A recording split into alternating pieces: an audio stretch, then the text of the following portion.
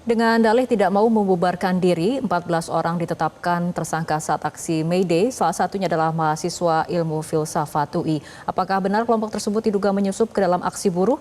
Untuk membahasnya telah bergabung bersama kami mantan anggota Komisi 3 DPR RI sekaligus dosen tak tetap filsafat UI Taufik Basari serta penasihat ahli Kapolri Arianto Sutadi. Selamat malam Mas Toba, selamat malam Pak Arianto. Selamat malam, Pak. Selamat Selamat malam. malam, Pak Taufik. Salam Pak Baik, saya Rianto. akan ke Mas Tobas terlebih dahulu. Anda menjadi salah satu pihak yang mendampingi pemeriksaan Cho Yonggi di Polda Metro Jaya. Bagaimana sebetulnya pengakuan Yonggi soal peristiwa 1 Mei itu? Apakah ia sebagai peserta aksi atau kapasitasnya sebagai tim medis pada saat itu? Jadi Cho Yonggi alias Kevin hadir dalam aksi May Day itu sebagai relawan tim medis ya, lengkap dengan atribut medisnya, yaitu menggunakan helm dengan ada lambang cross-nya di helmnya, kemudian di bajunya juga ada lambang cross, kemudian juga di dalam tasnya juga berisi perlengkapan-perlengkapan medis, obat-obatan dan sebagainya. Nah, bahkan juga membawa bendera yang ada lambang Red Cross-nya juga. Nah, jadi dari jauh pun sudah bisa terlihat bahwa Cho Yonggi itu memang bagian dari tim medis. Nah, namun sayangnya meskipun menjadi bagian dari tim medis, Cho Yonggi ikut ditangkap, kemudian sempat diperiksa dalam penyelidikan dan di dalam proses berita acara penyelidikan pun juga sudah disampaikan ya status yang bersangkutan sebagai tim medis. Namun beberapa hari yang lalu statusnya naik menjadi tersangka. Inilah yang kami sayangkan ya. Semestinya kan apabila sudah ada fakta-fakta, keterangan-keterangan, bukti-bukti yang menunjukkan bahwa yang bersangkutan adalah tim medis, semestinya tidak perlu sampai naik pada proses sebagai tersangka. Namun demikian kami juga melihat Cho Yonggi juga tidak ingin dipisahkan dari 13 yang lainnya. Kita melihat kasus ini sebagai satu kesatuan, tidak hanya Cho Yonggi saja, tapi dengan adanya Cho Yonggi juga ditetapkan tersangka, kan ini menjadi pertanyaan. Mudah-mudahan sih kita masih berharap dan berpikir positif bahwa pihak kepolisian masih dapat mempertimbangkan kembali ya untuk bisa tidak melanjutkan kasus ini. Oke, Mas Tobas, bagaimana dengan dalih polisi yang mengatakan diduga melanggar pasal 216, 218 KUHP karena tidak mematuhi perintah untuk membubarkan diri? Nah, jadi memang awalnya ketika ditangkap pada tanggal 1 Mei, pasal yang dikenakan itu adalah pasal 160, 212, 216, 218. Pasal 160 adalah pasal terkait dengan pengerusakan. Nah, tapi sepertinya karena tidak ditemukan pengerusakan, akhirnya hanya pasal 216 dan 218, yaitu tidak membubarkan diri setelah ada perintah. Dalam konteks bahwa pada saat itu memang aksi May Day di mana banyak pihak ingin merayakan Hari Buruh ya, tetapi juga dalam posisi Cho Yonggi sebagai tim medis justru kan harus yang paling terakhir yang membubarkan diri, kan harus kemudian menjalankan tugasnya apabila ada yang terluka, bisa membantu dan sebagainya. Justru peran yang dilakukan oleh Cho Yonggi adalah membantu agar jalannya aksi itu bisa berlangsung secara damai. Apabila ada yang terluka, ada yang membutuhkan bantuan medis, dan disitulah peran dari Cho Yonggi. Nah, ini yang harusnya juga dipertimbangkan oleh pihak kepolisian. Dan yang berikutnya juga, kenapa kami dari Prodi Filsafat UI memberikan perhatian dan dukungan penuh, karena begini, di dalam setiap kuliah-kuliah kami di Filsafat UI, kita selalu mengajarkan dua hal. Yang pertama adalah kita meminta agar mahasiswa kita selalu berpikir kritis. Yang kedua, kita juga mengajarkan nilai-nilai. Nilai-nilai kemanusiaan, nilai-nilai demokrasi, nilai-nilai hak asasi manusia, nilai-nilai etika. Nah, itulah yang kemudian yang dijalankan oleh Yonggi sebagai mahasiswa filsafat, karena itu kita mendukung apa yang Yonggi jalankan dalam peran dia sebagai mahasiswa filsafat UI. Nah, oleh karena itulah maka kita dari Prodi Filsafat UI tentunya memberikan dukungan penuh dan juga harapan-harapan kami agar pihak kepolisian juga bisa bertindak secara profesional, termasuk yang mempertimbangkan fakta-fakta yang ada ya untuk mengkaji kembali ya apakah kasus ini perlu berlanjut atau tidak. Oke, baik, kita ke Pak Arianto. Dengan mempertimbangkan fakta-fakta yang ada, sebetulnya dari segi SOP ataupun aturan, bagaimana sebetulnya posisi tim medis dalam aksi demo pada saat kemudian polisi melakukan penanganan ketika terjadi unjuk rasa? Nggak, saya lebih baik menerangkan kejadiannya ya. Saya tadi kebetulan telepon sama Kasubdit Kamlek yang menangani kasus ini. Karena kalau tidak tahu kasus yang di jalan, yang detail itu, maka kita percuma untuk memberikan alasan-alasan. Jadi gini ceritanya.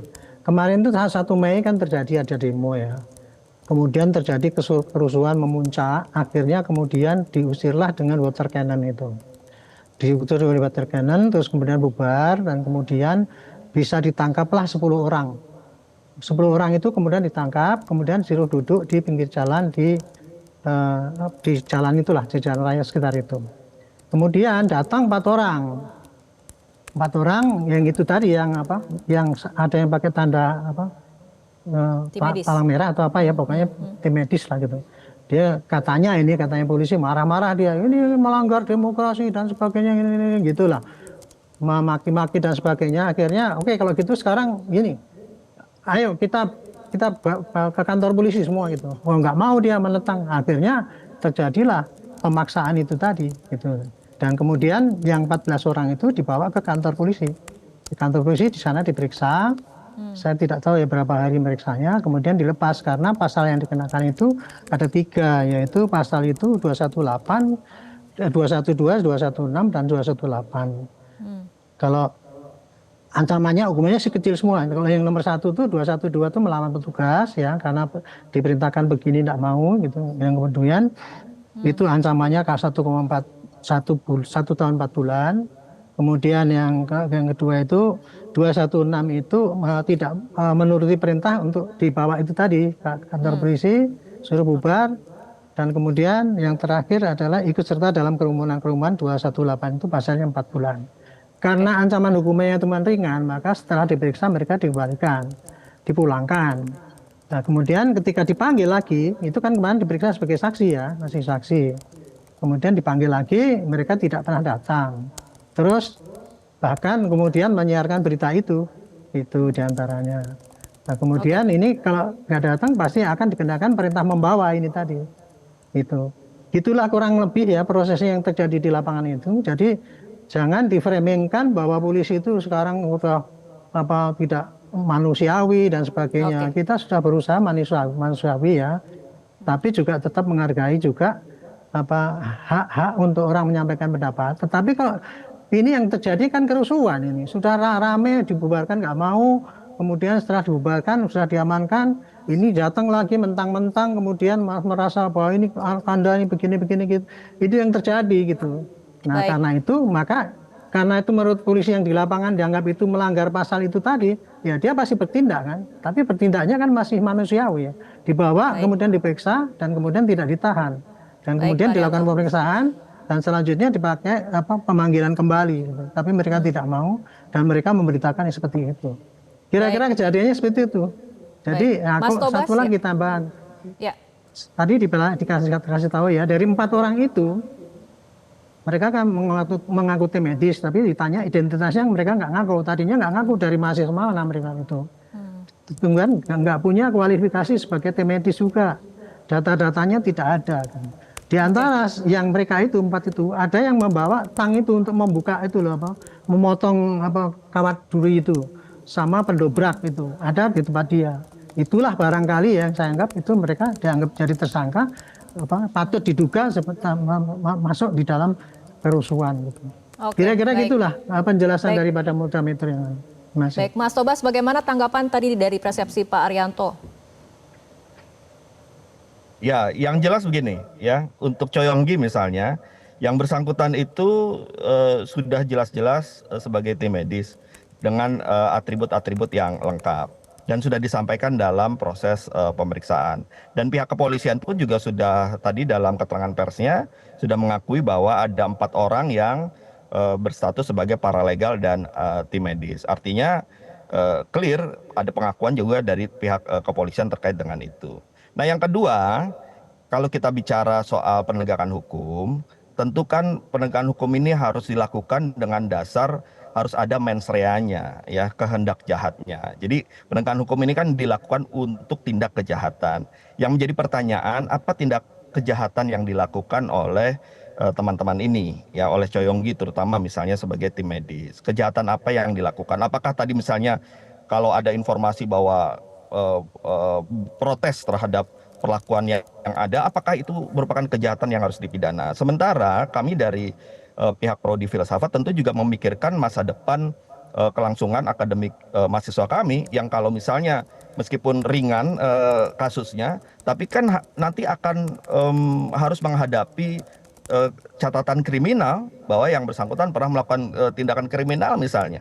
Dan itu berat meskipun ringan sangkaannya, tetapi sebagai record dia akan melekat terus dan itu berat. Nah, oleh karena itulah kami yakin pihak kepolisian kalau kemudian benar-benar mau melihat ini secara objektif dan benar-benar ingin menempatkan bahwa aparat penegak hukum pun juga menghormati proses demokrasi, juga ingin menekankan bahwa pidana itu adalah ultimum remedium, ya tentu ya mudah-mudahan lah kami masih berpikir positif ya, pihak kepolisian bisa meninjau kembali perkara ini daripada nanti kita malah memperpanjang ini ramai-ramai, kita nanti akan terus mempermasalahkan persoalan yang tadi Pak Arianto tadi sampaikan.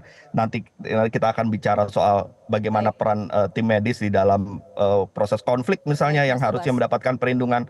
Nah itu kan malah jadinya jadi diskusi yang berkepanjangan ya. Menurut saya ya yang paling penting adalah bagaimana kita sama-sama menjaga proses demokrasi, kita sama-sama menghargai orang yang sedang menjalankan hak konstitusionalnya. Baik. Ya, kita juga mendorong agar pihak penegak hukum bisa melaksanakan tugasnya secara profesional. Oke, baik, saya kembali ke Pak Arianto. Terakhir Pak Arianto, apakah dalam kasus ini perlukah polisi menempuh langkah restoratif justice? Saya kira Kapolri kan sudah menerapkan gitu ya, dan saya sendiri, saya pribadi ya, untuk sudah menyarankan dari dulu restorasi justice itu dilaksanakan. Untuk kasus, menurut saya ini kasus kecil lah, kasus remeh-temeh ini ya, gitu. Mudah-mudahan bisa diselesaikan secara restorasi justice. Tetapi tindakan polisi tadi yang kemudian menangkap, kemudian membawa dan memeriksa itu tadi bukan karena tidak pandang bulu bahwa itu sebagai talang merah atau tim medis nggak boleh ditangkap. Tapi yang ditangkap adalah apa yang diperbuat di situ, gitu. Apa yang diperbuat di situ sehingga oleh aparat yang di lapangan itu dianggap itu melawan aparat. Kemudian ini memang ada hukum yang berlaku di situ. Maka dia harus bertindak di lapangan. Cuman bertindaknya kan menurut saya sih masih pakai aturan lah ya. Tindak dibawa, kemudian diperiksa dan kemudian tidak ditahan. Itu sudah aturan yang ada. Jadi tadi ya kalau misalkan kita ya polisi harus bertindaknya pakai wise ataupun mempertimbangkan mengenai hukuman dan sebagainya itu tadi. Itu saya kira ini sebagai pembelajaran supaya tindakan-tindakan yang serupa itu tidak ditiru oleh yang lain lagi nanti kemudian berulang lagi kemudian minta maaf lagi kemudian minta dibebaskan gitu. Saya kira ini sebagai satu tindakan korektif juga ya untuk pembinaan bahwa tindakan yang begitu dalam tanda petik atau melawan aparat, kemudian tidak patuh, kemudian ikut-ikut di dalam suruh bubar nggak mau, itu merupakan pelanggaran yang harus ditegakkan gitu. Hanya nanti endingnya ini saya nggak tahu ya, apakah polisi nanti akan menyelesaikan berkas ini dikirim ke pengadilan. Saya kira dengan mempertimbangkan apa yang ekses yang ada itu, mungkin polisi akan memilih restorasi justice. Karena ini masalahnya menurut saya sih masalah kecil kayak gitu. Tetapi harus clear bahwa restorasi justice itu ya harus syarat-syaratnya kan harus ada. Satu, pelaku minta maaf, kemudian kerugian masyarakat dipulihkan. Nah, ketiga, masyarakat bisa menerima itu restorasi justice. Jadi kira-kira itu. Pak Arianto dan juga Mas Tobas. Oke, baik Pak Arianto dan juga Mas Tobas, kita tunggu saja bagaimana langkah kepolisian berikutnya mengenai perkembangan kasus ini. Terima kasih Pak Arianto dan juga Mas Tobas telah berbincang bersama kami malam hari ini dalam Prime Time News. Jelajahi cara baru mendapatkan informasi. Download Metro TV Extend sekarang.